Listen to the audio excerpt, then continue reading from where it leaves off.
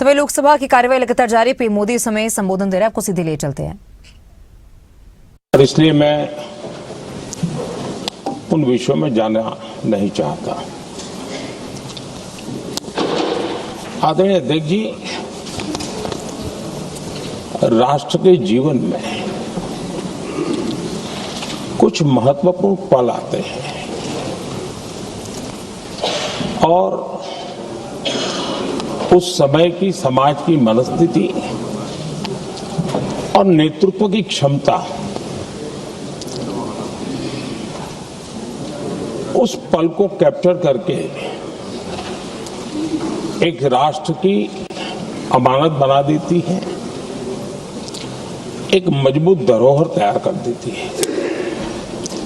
मैं समझता हूं कि भारत के संसदीय लोकतंत्र के इतिहास में ये वैसे ही पल है। आवश्यकता तो ये थी कि 25-30 साल पहले जब से विचार सामने आया, आवश्यकता महसूस हुई, हम इसको लागू कर देते और हम आज उसको काफी परिपक्वता तक पहुंचा देते हैं और आवश्यकता के अनुसार उसमें समय समय पर सुधार भी होते हैं और यही तो लोकतंत्र की ब्यूटी होती है। हमारी मदर ऑफ डेमोक्रेसी है, हमारी हजारों साल की लोकतंत्र की एक विकास यात्रा रही है और उस विकास यात्रा में एक नया आयाम जोड़ने का एक शुभ अवसर सदन के हम सभी साथियों को मिला है। और मैंने प्रारंभ में कहा है कि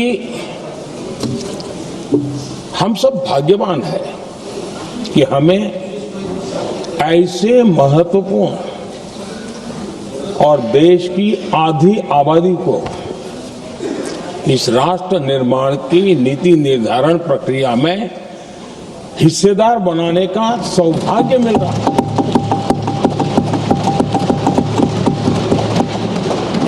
ये हम लोगों के लिए सौभाग्य है और मैं चाहता हूं कि मेरे सभी माननीय सांसद, मैं इधर उधर की आज बात करना नहीं चाहता हूं, हम सभी सांसद इस महत्वपूर्ण अवसर को जाने न दें।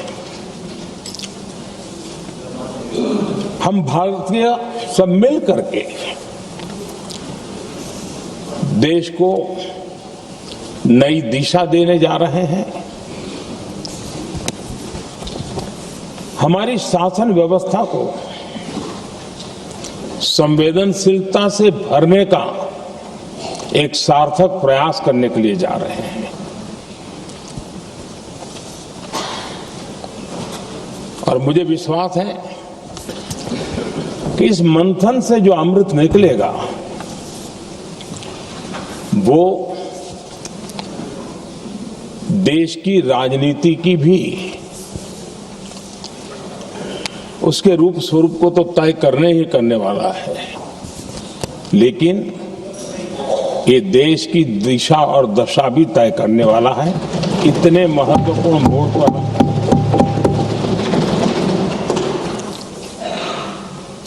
आदरणीय अध्यक्ष जी, 21वीं सदी में भारत एक नए आत्मविश्वास के साथ आगे बढ़ रहा है।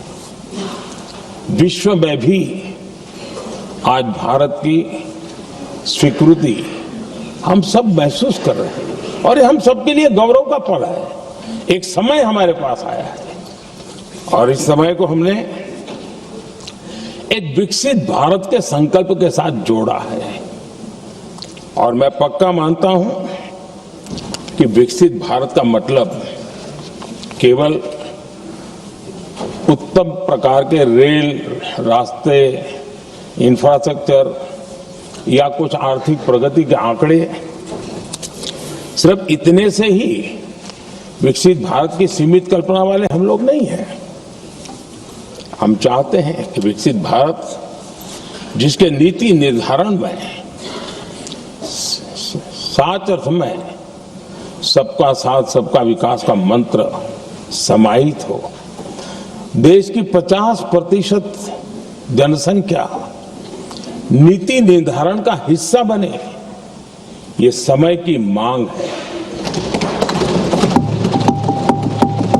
हम पहले ही देरी कर चुके हैं, कारण कोई भी होंगे, जिम्मेवार कोई भी होंगे, लेकिन इस सच्चाई को हमें स्वीकार करना होगा कि जब हम अकेले मिलते हैं तब मानते हैं हाँ यार, लेकिन जब सामूहिक रूप से मिलते हैं, मुझे याद है कि जैसे इसकी प्रक्रिया चली थी, सभी दलों से मिलना हुआ है, एक दल को छोड़ करके जिन जिन से मिलना हुआ है हर एक ने सैद्धांतिक विरोध नहीं किया है। बाद में जाकर के जो कुछ भी हुआ होगा, राजनीतिक दिशा पकड़ी जा रही है, लेकिन जो राजनीतिक दिशा में ही सोचते हैं, मैं उनको भी एडवाइज करना चाहूंगा, एक मित्र के रूप में एडवाइज करता हूं और सबको काम आएगी। हमारे देश में जब से विमेन रिजर्वेशन को लेकर के चर्चा हुई है और उसके बाद जब जब चुनाव आया है, तो हर चुनाव में महिलाओं को मिलने वाले इस अधिकार का जिसने विरोध किया है, जिसने विरोध किया है, देश की महिलाओं ने उन्हें माफ नहीं किया है। उनका हाल बुरे से बुरा किया है। लेकिन ये भी देखिए कि 24 के चुनाव में ऐसा नहीं हुआ। क्यों नहीं हुआ? ये इसलिए नहीं हुआ कि 24 में सबने सहमति इसको पारित किया, तो ये विषय ही नहीं रहा। किसी के पक्ष में पॉलिटिकल फायदा नहीं हुआ, किसी का नुकसान भी नहीं हुआ। सहज रूप से जो मुद्दे थे, उन मुद्दों के आधार पर चुनाव लड़ा, क्योंकि 24 में सब साथ में थे। कुछ लोग यहां है, कुछ लोग नहीं है, लेकिन सब साथ में थे। आज भी मैं कहता हूं, अगर हम सब साथ में जाते हैं तो इतिहास गवाह है कि किसी एक के राजनीतिक पक्ष में नहीं जाएगा। ये देश के लोकतंत्र के पक्ष में जाएगा, देश के सामूहिक निर्णय शक्ति के पक्ष में जाएगा और हम सब उसके यश के हकदार होंगे। न ट्रेजरी बैंक उसका हकदार रहेगा, न मोदी उसका हकदार रहेगा, यहां बैठे हुए सब हकदार रहेंगे। और इसलिए जिन लोगों को इसमें राजनीति की बू आ रही है, मैं चाहूंगा कि वो खुद के परिणामों को पिछले 30 साल में देख ले। फायदा उनका भी इसी में रास्ता दिखाता हूं, इसी में फायदा है कि जो नुकसान हो रहा है उससे बच जाओगे। और इसलिए मैं समझता हूं कि इसको राजनीतिक रंग देने की जरूरत नहीं है।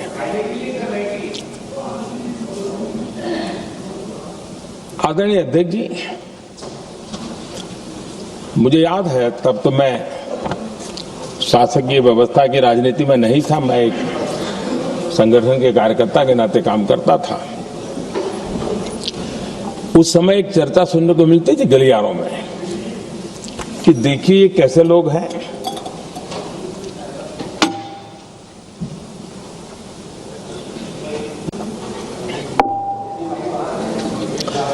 पंचायतों में आरक्षण देना है तो बहुत आराम से दे देते हैं,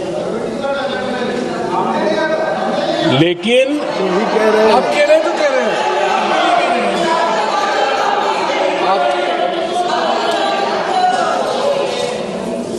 पंचायतों में आरक्षण देना है तो आराम से देते हैं, क्योंकि उसमें उनको खुद का पद जाने का डर नहीं लगता है। उसको लगता है हम सुरक्षित यार वहां दे दो। ये उस समय गलियारों में बहुत चर्चा थी कि बोले कभी नहीं करेंगे यहां बैठे हुए। क्यों? क्योंकि उनका कुछ जाएगा।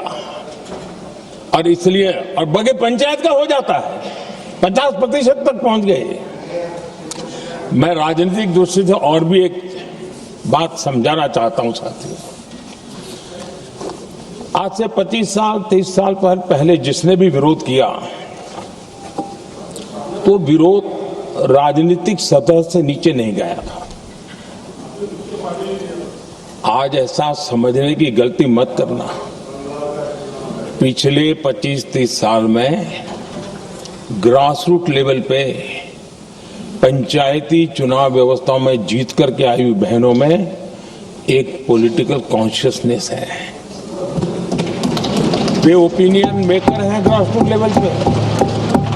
30 साल पहले वो शांत रहती थी, बोलती नहीं थी, समझती थी, बोलती नहीं थी। आज वो वोकल है और इसलिए अब जो भी पक्ष विपक्ष होगा, वो जो लाखों बहनें कभी न कभी पंचायत में काम कर चुकी है, प्रतिनिधित्व कर चुकी है, जनता के सुख दुख की समस्याओं को गहराई से देखा है, वो आंदोलित है। वो कहती हैं कि झाड़ू कचरा वाले काम में तो हमें जोड़ देते हो, वो तो परिवार में भी पहले होता था, अब हमें निर्णय प्रक्रिया में जोड़ो। और निर्णय प्रक्रियाएं विधानसभा में और पार्लियामेंट में होती है।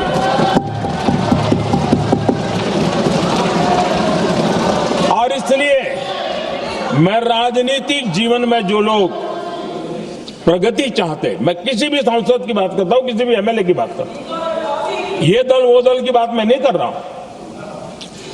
जो भी राजनीतिक जीवन में सफलतापूर्वक आगे बढ़ना चाहते हैं, उनको ये मान के चलना पड़ेगा कि पिछले 25-30 साल में लाखों बहनें ग्रास रूट लेवल पर लीडर बन चुकी हैं। अब उनके अंदर सिर्फ यहां 33% का नहीं, वहां भी वो आपके फैसलों को प्रभावित करने वाली है। और इसलिए जो आज विरोध करेंगे उसको लंबे समय तक कीमत चुकानी पड़ेगी, लंबे समय तक कीमत चुकानी पड़ेगी। और इसलिए राजनीतिक समझदारी भी इसी में है कि हम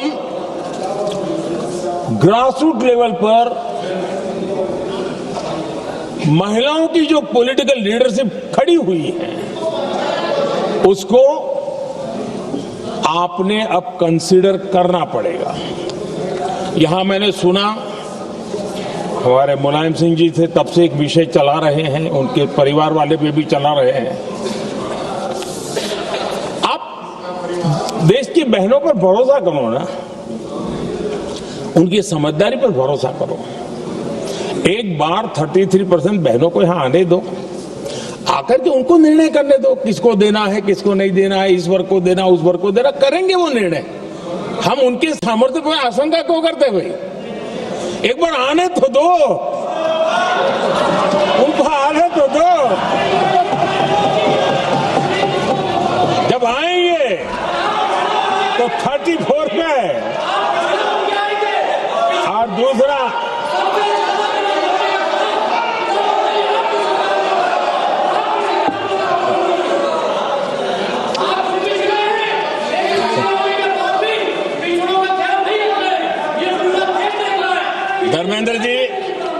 धर्मेंद्र जी, मैं आपका बहुत आभारी हूं कि आपने मेरी पहचान करा दी। ये बात सही है, मैं अति पिछड़े समाज से आता हूं।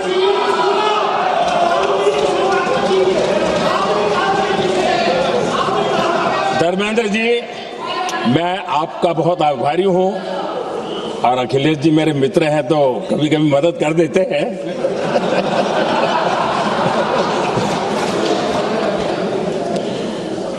ये बात सही है कि मैं अति पिछड़े समाज से आता हूं, लेकिन मेरा दायित्व समाज के सबको साथ लेके चलने का है, और यही मेरे संविधान ने मुझे यही रास्ता दिखाया है। मेरे लिए संविधान ही सर्वोपरि है, और इसलिए, और ये संविधान की ताकत है कि मेरे जैसा अत्यंत छोटे समाज का, अति पिछड़े समाज के व्यक्ति को इतना बड़ा दायित्व देश ने दिया।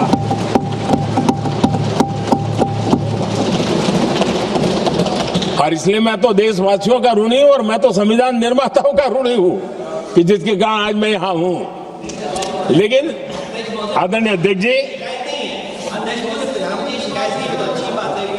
पिछड़ी जाति का स्वीकार कर रहे हैं, लेकिन हम पिछड़ी जाति के साथ अन्याय न करें, इतना निवेदन है। आदरणीय अध्यक्ष जी,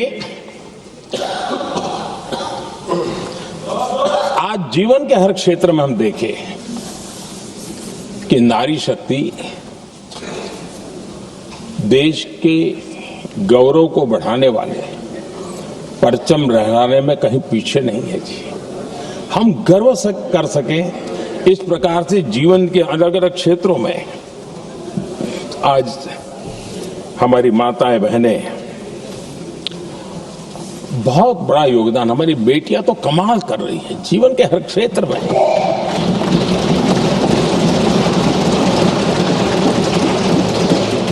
इतना बड़ा सामर्थ्य, उसको हम हिस्सेदारी से रोकने के लिए क्यों इतनी ताकत खपा रहे हैं जी? उनके जुड़ने से सामर्थ्य बढ़ने वाला है। और इसलिए मैं आज अपील करने आया हूं आपके पास कि इसको राजनीति के तराजू से मत तोलिए।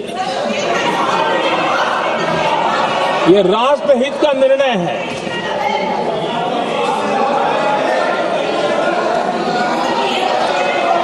आदरणीय अध्यक्ष जी, आज का हमारे सामने अवसर एक साथ बैठ करके एक दिशा में सोच करके विकसित भारत बनाने में हमारी नारी शक्ति की भागीदारी को एक खुले मन से निर्णय करने का अवसर है, स्वीकार करने का अवसर है।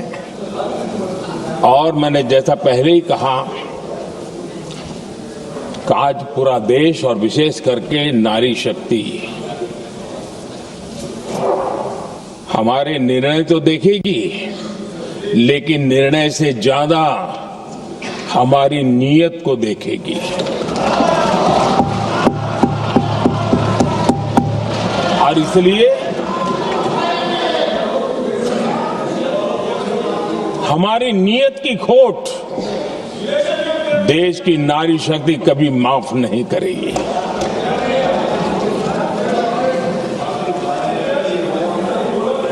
आदरणीय अध्यक्ष जी, 2023 में इस नए सदन में हमने सर्वसम्मति से एक प्रकार से इस अधिनियम को स्वीकार किया था। पूरे देश में खुशी का वातावरण बना, उस पर कोई राजनीतिक रंग नहीं लगे और इसलिए वो कभी राजनीतिक इश्यू भी नहीं बना। तो एक अच्छी स्थिति है। अब सवाल ये है कि हमें कितने समय तक इसको रोकना है। अब यहां जो लोग जनसंख्या वगैरह के विषय उठाते हैं, क्या आपको मालूम नहीं है? मैं चाहूंगा कि अमित भाई अपने भाषण में इन सारी चीजों का उल्लेख करेंगे, जब कि हमने जनगणना के संबंध में कब कब क्या क्या किया था, बाद में कोविड आया, उसके कारण क्या मुसीबत आई, कैसे रुकावटें आई, ये सारी बातें हम सबके सामने हैं, इसमें कोई विषय नहीं है। लेकिन पिछले दिनों जब हम 23 में चर्चा कर रहे थे, तब भी व्यापक रूप से बात ये थी कि इसको जल्दी करो। हर कोई कह रहा था जल्दी करो। अब 24 का संभव नहीं था क्योंकि इतने कम समय में करना मुश्किल था। अब 29 में हमारे पास अवसर है। अगर हम 29 में भी नहीं करते तो ये स्थिति क्या बनेगी हम कल्पना कर सकते हैं। फिर हम देश की माताओं बहनों को ये विश्वास नहीं बना पाएंगे कि हम सचमुच में प्रयास सच्चे अर्थे कर सकते थे। और इसलिए समय की मांग है कि अब हम ज्यादा विलंब न करें। इस दरमियान राजनीतिक दल के लोगों से, संविधान के जानकार लोगों से, जो महिलाओं में एक्टिविस्ट के नाते काम करने वाले ऐसे लोगों से भी कई चर्चाएं हुई। कुछ लोगों ने खुद होकर के भी सुझाव दिए। सारा मंथन करते करते करते यहाँ भी सभी दलों से लगातार बातें इनकी होती रही है। स्ट्रक्चर वे में हुई है, इनफॉर्मल भी हुई है। और उसमें से आखिर बना भी एक कुछ रास्ता निकालना होगा ताकि हम हमारी माताओं बहनों की शक्ति को जोड़ सकते हैं। आदरणीय अध्यक्ष जी, मैं एक बात जरूर कहना चाहूंगा। यहां बैठकर के हमें किसी को संविधान ने देश को टुकड़ों में सोचने का अधिकार ही नहीं दिया है। जो शपथ लेके हम बैठे हैं ना, हम सबको एक राष्ट्र के रूप में विचार करना हमारा दायित्व बनता है। चाहे कश्मीर हो या कन्याकुमारी, हम टुकड़ों में न सोच सकते हैं न टुकड़ों में हम निर्णय कर सकते हैं। और इसलिए निराधार रूप में, जिसमें कोई सच्चाई नहीं, रत्ती भर सच्चाई नहीं है, सिर्फ राजनीतिक लाभ लेने के लिए जो बवंडर खड़ा किया जा रहा है, मैं आज बड़ी जिम्मेवारी के साथ इस सदन में, इस पवित्र जगह से कहना चाहता हूं, चाहे दक्षिण हो, उत्तर हो, पूर्व हो, पश्चिम हो, छोटे राज्य हो, बड़े राज्य हो, मैं आज एक जिम्मेवारी से कहना चाहता हूं कि निर्णय प्रक्रिया किसी के साथ भी भेदभाव नहीं करेगी। ये निर्णय प्रक्रिया किसी के साथ अन्याय नहीं करेगी।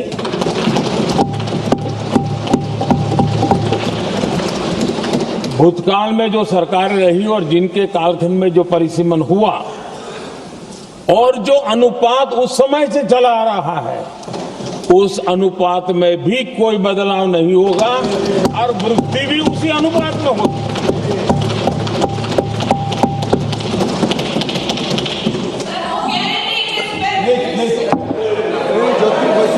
अगर गारंटी शब्द चाहिए तो मैं गारंटी शब्द उपयोग करता हूं। वादा की बात करते हो तो मैं वादा शब्द उपयोग करता हूं। अगर तमिल में कोई अच्छा शब्द हो तो वो भी मैं बोलने के लिए तैयार हूं। क्योंकि जब नियत साफ है तो फिर शब्दों का खेल करने की हमें जरूरत नहीं है जी।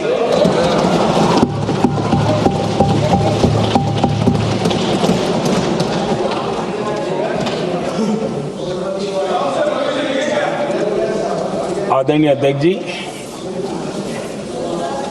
मैं आज सदन के सभी साथियों को ये भी कहना चाहता हूं कि साथियों, हम भ्रम में न रहे।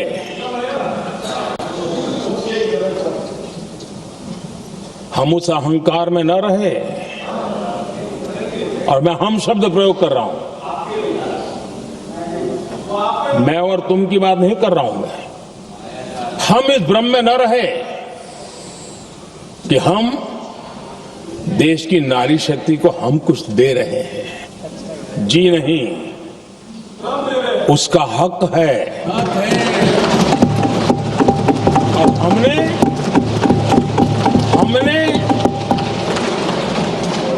कई दशकों से उसको रोका हुआ है। आज उसका प्रायश्चित करके हमें उस पाप में से मुक्ति पाने का यह अवसर है।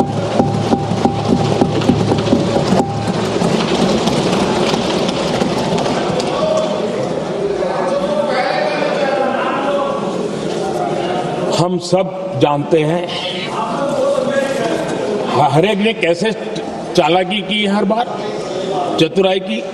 बिल्कुल हम तो इसके पक्ष में ही हैं, लेकिन हम इसके साथ ही हैं। लेकिन हर बार कोई न कोई टेक्निकल पूंछ लगा दी इसको और इसको रोका गया। हर बार ऐसी चीजें लाई गई है। हिम्मत नहीं है कि हम 33% महिलाओं के आरक्षण का विरोध कर पाए। वो तो जमाना चला गया, आपको करना नहीं है, लेकिन कहने की हिम्मत भी नहीं है। और इसलिए टेक्निकल बहानेबाजी, ये करो तो ये, वो करो तो वो, डिगरा करो। अब देश की नारी को नहीं समझा पाओगे। सदन में नंबर का खेल क्या होता है वो तो समय तय करेगा, लेकिन ये पक्का है कि अब इन भांति भांति के बहानेबाजी, भांति भांति टेक्निकल मुद्दों के आधार पर चीजों को उलझा करके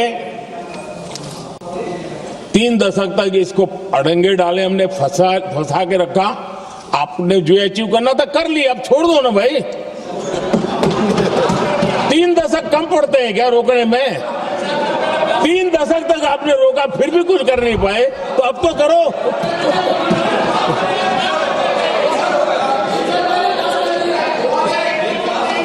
आदरणीय अध्यक्ष जी,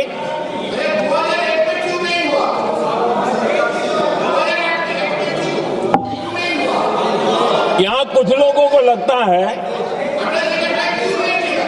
आदरणीय अध्यक्ष, यहां कुछ लोगों को लगता है कि इसमें कहीं न कहीं मोदी का राजनीतिक स्वार्थ है।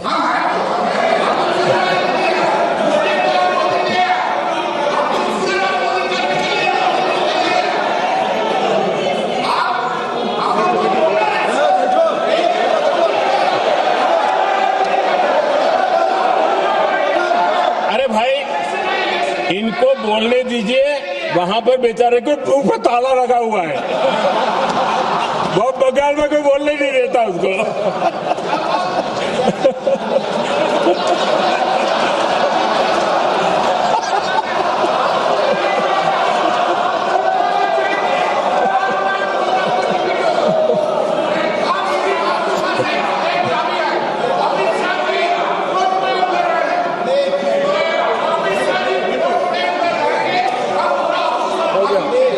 आदरणीय अध्यक्ष जी,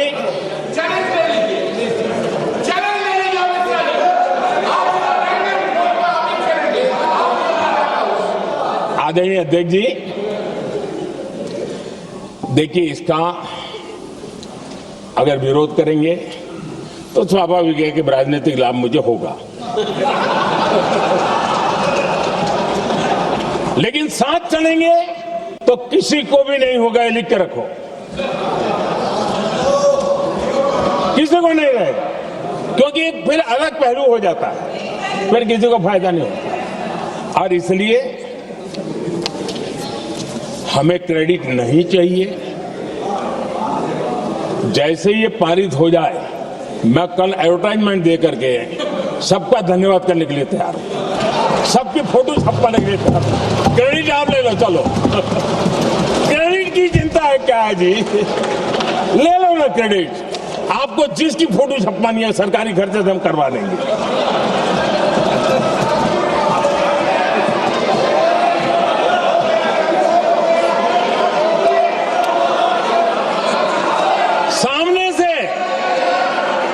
सामने से क्रेडिट का ब्लैंक चेक आपको दे रहा हूं।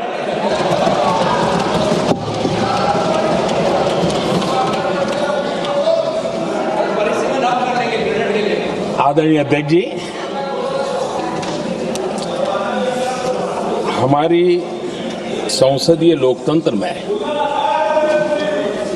महिलाओं की भागीदारी ये सिर्फ आंकड़ों का खेल या एक लोकतांत्रिक व्यवस्था में सुधार इतना सीमित नहीं है।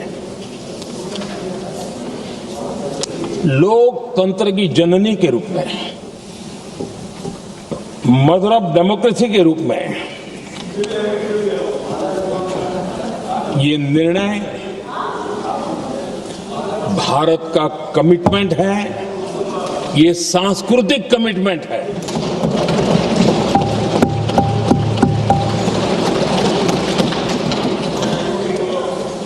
और इसी कमिटमेंट के कारण पंचायतों में ये व्यवस्था बनी और अब तो 20 से अधिक राज्य है जहां 50% हुआ है।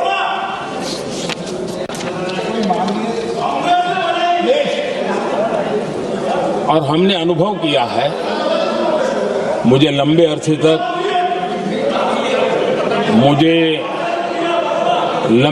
तक मुख्यमंत्री के रूप में सेवा करने का जनता ने अवसर दिया और उसी कालखंड में ग्रासरूट लेवल पर विमेन लीडरशिप को मैंने देखा है। मेरा अनुभव है कि संवेदनशीलता के साथ समस्याओं के समाधान में उनका कमिटमेंट बहुत ही परिणामकारी रहते थे, विकास की यात्रा को गति देने में रहते थे। और उस अनुभव के आधार पर मैं कहता हूं कि इस सदन में उनकी आवाज नई शक्ति बनेगी, नई सोच जुड़ेगी, देश की दिशा में एक संवेदनशीलता जुड़ेगी। तथ्य और तर्क के आधारों पर अनुभव जब जुड़ता है तब मैं समझता हूं उसका सामर्थ्य अनेक गुना बढ़ जाता है और सदन की तरह समृद्ध हो।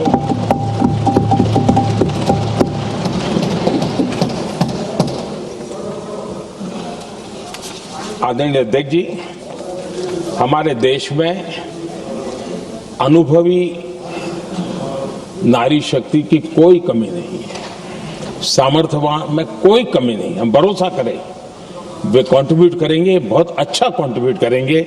और आज भी जितनी हमारी बहनें यहाँ हैं, जब भी उनको अवसर मिला है उन्होंने बहुत अच्छे ढंग से अपनी बात बताई है, सदन को समृद्ध किया है। आदरणीय अध्यक्ष जी, आज देश में वर्तमान में देश में 650 से ज्यादा पंचायतें, डिस्ट्रिक्ट पंचायत, करीब 250 महिलाएं उसका नेतृत्व कर रही है और केंद्र के कैबिनेट मिनिस्टर से ज्यादा उनके पास जिम्मेवारी और धन और व्यवस्था होती है, काम करती है। करीब 6,700 ब्लॉक पंचायतों में 2700 से अधिक ब्लॉक पंचायत ऐसी हैं जिसका नेतृत्व महिलाओं के हाथ में है। आज देश में 900 से अधिक शहरों में अर्बन लोकल बॉडीज की हेड के रूप में मेयर्स हो या स्टैंडिंग कमेटी का काम देखने वाली बहनें हैं, उनकी ताकत है। और मैं मानता हूं कि आज देश जो प्रगति कर रहा है उस प्रगति में इनका भी महत्वपूर्ण योगदान है। उस ऋण को हमें स्वीकार करने का ये अवसर है। और जब ये अनुभव सदन के साथ जुड़ेगा तब वो अनेक गुना ताकत बढ़ा देगा। आदरणीय अध्यक्ष जी, एक लंबी प्रतीक्षा एंड एक प्रकार से हम सबके लिए ये सवालिया निशान पैदा हो, ऐसी परिस्थिति हम ही लोगों ने पैदा की है। ये अवसर है कि हम पुरानी जो कुछ भी मर्यादाएं रही होगी, मुश्किलें रही होगी, उसे बाहर निकले, हिम्मत के साथ हम आगे बढ़े और नारी शक्ति का राष्ट्र के विकास में उनकी सहभागिता को हम सुनिश्चित करें। और मैं पक्का मानता हूं कि अगर आज हम मिलकर के निर्णय करते हैं, और मैं तो आग्रह करूंगा कि हमें सर्वसम्मति से इसको आगे बढ़ाना चाहिए। और जब सर्वसम्मति से बढ़ता है तो ट्रेजरी बेंच पर एक दबाव रहता है जी, उनको भी लगता है नहीं भाई सबका इसमें हक है, हर एक की बात मान के चलो, कोई नुकसान नहीं है। सामूहिक शक्ति से तो अनेक परिणाम हमें अच्छे मिलते हैं। आदरणीय अध्यक्ष जी, मैं ज्यादा समय न लेते हुए इतना ही कहूंगा कि इसको राजनीति के तराजू से न तोलें। हम जब भी कुछ निर्णय करने जा रहे हैं तो देश के इतने बड़े देश का आधा जिम्मा जो उठा रहे हैं उनका भी कोई हक बनता है यहां आने का, हमें रोकना नहीं चाहिए। और दूसरा, संख्या के संबंध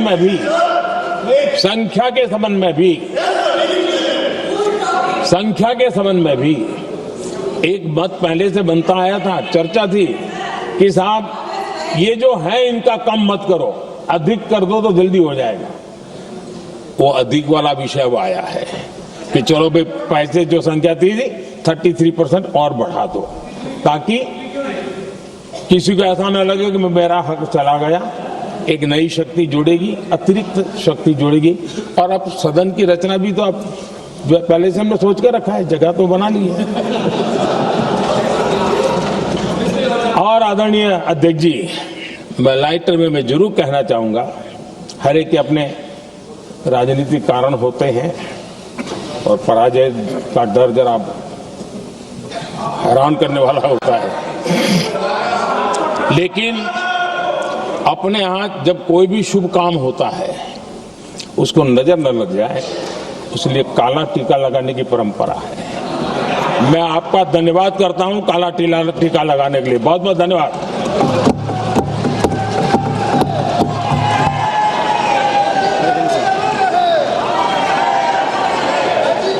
श्री अरविंद सावंत, श्री अरविंद सावंत। बाप रे, क्या बात है। आज महिला नारी शक्ति वंदना बिल पर जो संशोधन आया, मेरा सौभाग्य है कि आदरणीय प्रधानमंत्री जी के बाद में मुझे बोलने का अवसर मिल रहा है। अध्यक्ष जी, आदरणीय प्रधानमंत्री जी ने कुछ बातें कही, उसमें एक शब्द प्रयोग किया, सैद्धांतिक और राजनीतिक। अगर ये राजनीतिक नहीं है, सैद्धांतिक, तो यहाँ बैठी हुई सभी को लगेगा कि हम सब विपक्ष के लोग महिलाओं के आरक्षण के खिलाफ हैं। भैया, महिलाओं का आरक्षण का बिल 2023 में पास हुआ ना, किसने किया विरोध? क्यों बोल रहे हैं हम लोग कि महिलाओं के आरक्षण के बिल के लिए हम लोग विरोध कर रहे हैं? Please sir, let the house be in order. माननीय सदस्य प्लीज पहिले सांगतो ना, माहिती भरपूर आहे। बैठिए। माननीय सदस्य प्लीज।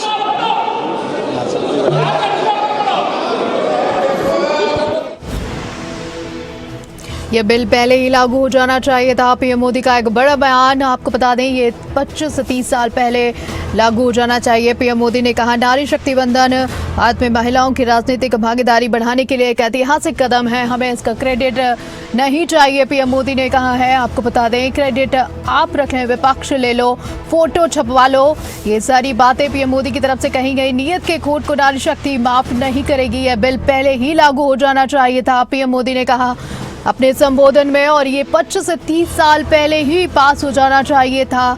देरी हुई, लेकिन अब ये देरी नहीं होगी और यह बिल पहले ही लागू हो जाना चाहिए था। ये 25 से 30 साल पहले लागू हो जाना चाहिए था। आपको बता दें पीएम मोदी का बड़ा बयान, महिला आरक्षण नारी शक्ति का हमारे हक में है। और ये पीएम मोदी ने कहा हमें इसका क्रेडिट नहीं चाहिए, विपक्ष इसका क्रेडिट रख ले।